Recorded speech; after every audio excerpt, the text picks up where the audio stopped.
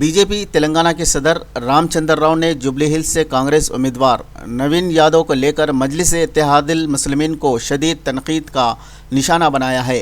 रामचंद्र राव ने सवाल किया कि जुबली हिल्स में कांग्रेस मुकाबला कर रही है या मजलिस मुकाबला कर रही है। रामचंद्र राव ने कहा कि क्या मजलिस का उम्मीदवार कांग्रेस के इंतखाबी निशान पर मुकाबला कर रहा है। उन्होंने कहा कि जुबली हिल्स से मौजूदा कांग्रेस उम्मीदवार माजी में मजलिस का उम्मीदवार था। कांग्रेस उम्मीदवार ने मजलिस के सदर का आशीर्वाद हासिल किया है।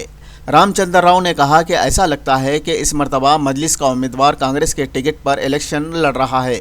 कांग्रेस उम्मीदवार ने इससे पहले पतंग के निशान पर इलेक्शन लड़ा था और अब मजलिस का उम्मीदवार हाथ के निशान पर इलेक्शन लड़ रहा है।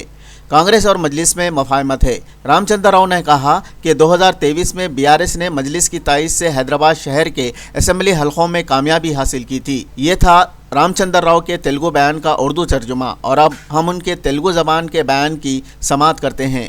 జూబ్లీ హిల్స్ లో కాంగ్రెస్ పోటీ చేస్తుందా, మజ్లిస్ పోటీ చేస్తుందా, లేకుంటే Majlis party candidate Congress symbol మీద పోటీ చేస్తుందా? ఇప్పుడు ఉన్నటువంటి కాంగ్రెస్ క్యాండిడేట్ గతంలో ఎంఐఎం క్యాండిడేట్, ఇప్పుడు ఉన్నటువంటి కాంగ్రెస్ క్యాండిడేట్ టికెట్ వచ్చిన తర్వాత ఎంఐఎం అధినేత దగ్గర పోయి కాళ్ళకి దండం పెట్టి ఆశీర్వాదం తీసుకున్నాడు. ఇది స్పష్టంగా మనకు కనబడుతుంది. ఈయన MIM candidate Congress party symbol మీద పోటీ చేస్తున్నాడు. ముందు కూడా ఎంఐఎం క్యాండిడేటే పతంగ సింబల్ మీద పోటీ చేశాడు. ఇప్పుడు కూడా ఎంఐఎం క్యాండిడేటే. ఇప్పుడు హస్తం చేస్తున్నారు. ఎందుకంటే హస్తంతోనే వాళ్ళు పతంగిలు ఎగిరేస్తారు కాబట్టి ఆ రకమైనటువంటి బంధం ఎంఐఎం కు కాంగ్రెస్ మధ్య ఉన్నది. గతంలో ఇదే ఎంఐఎం కొన్ని రోజులు బీఆర్ఎస్ కూడా కాపురం చేసింది.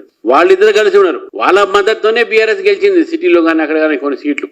కాబట్టి ఈ రోజు ఎంఐఎం రెండో స్థానం వచ్చినప్పుడు కూడా పోటీ చేయకుండా రోజు ఎంఐఎం పార్టీ కాంగ్రెస్ సపోర్ట్ తో గెలవాలని చెప్పేసి కాంగ్రెస్ లో వాళ్ళ క్యాండిడేట్ పంపించి గెలిచే ప్రయత్నం చేస్తున్నారు. ఇది జూబ్లీ హిల్స్ ప్రజలు జాగ్రత్తగా చూడాల్సిన అవసరం ఉంది. కాంగ్రెస్ ప్రభుత్వము గతంలో బీఆర్ఎస్ ప్రభుత్వం రెండు పార్టీలు కూడా సిటీని జూబ్లీ హిల్స్ రెండింటి కూడా నిర్లక్ష్యం చేసింది. ఈ రోజు జూబ్లీ హిల్స్ లో డ్రైనేజీలు గానీ రోడ్డు వ్యవస్థ గానీ జూబ్లీ హిల్స్ కాన్స్టిట్యున్సీలో ఒక్కటి కూడా ప్రభుత్వ కార్యాలయం లేదు. అదే పరిస్థితి బీఆర్ఎస్ నుంచి గెలిచిన ఏ వ్యక్తి అయినా సరే పార్టీ మారక తప్పదు, పార్టీ మారతారు అనే విషయాన్ని మనం గమనించాలి. నేను భారతీయ జనతా పార్టీ తరఫు నుంచి అధ్యక్షుడిగా అందరిని కోరుతా ఉన్నాను ఆ జూబ్లీ హిల్స్ ప్రజల్ని. ఈ రోజు భారతీయ జనతా పార్టీకి అవకాశం ఏంటంటే ప్రజావాణిని ప్రజా ఒక సమస్యని వినిపించడానికి రేపు అసెంబ్లీలో ఇంకొక క్యాండిడేట్ పంపిస్తే తప్పకుండా ప్రజల సమస్య మీద పోరాడతామని చెప్పేసి మీకు తెలియజేస్తూ